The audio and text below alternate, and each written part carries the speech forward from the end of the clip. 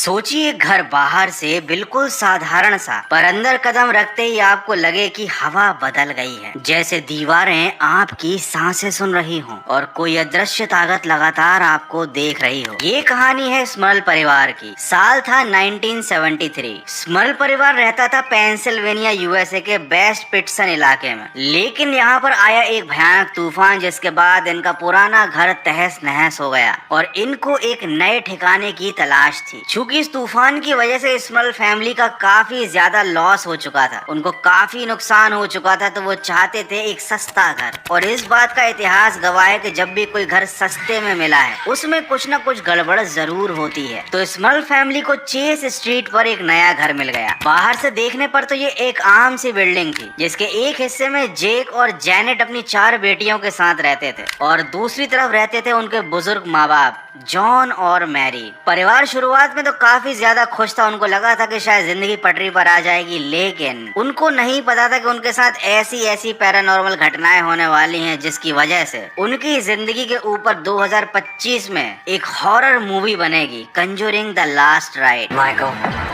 defend us. Be our safeguard against the devil. In nomine Patris. It's very powerful. It's invisible. I don't care if you want to call it a devil or a ghost or a demon. There's something in this home which has the intelligence to inflict physical and psychological harm upon this family.